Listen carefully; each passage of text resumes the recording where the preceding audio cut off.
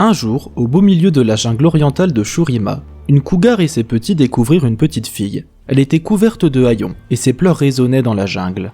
La cougar sentait une odeur familière qui émanait de la jeune fille, ou tout du moins quelque chose qui méritait d'être sauvé. Elle adopta Nidalee et l'éleva comme sa propre fille.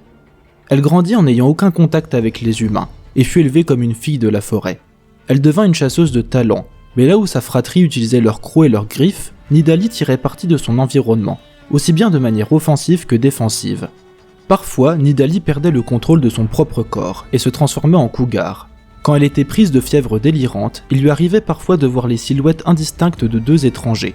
Et bien que sa tribu lui avait appris à se méfier des étrangers, les silhouettes lui inspiraient un sentiment de réconfort. Au plus fort des pluies estivales, la tribu de Nidalee tomba sur la tribu des Kilash.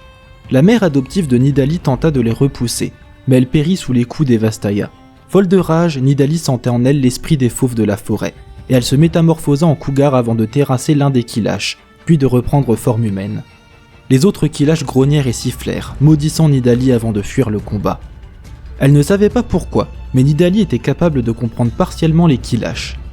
Elle devint la nouvelle chef de la tribu des cougars, et elle jura de protéger sa terre adoptive contre tous ceux qui tenteraient d'en piller les richesses. Au fil du temps, elle apprit à mieux contrôler ses pouvoirs, et elle peut désormais changer de forme comme bon lui semble. Elle passa du temps à explorer la jungle aux côtés de Nico, avant que cette dernière ne parte pour suivre sa propre voie.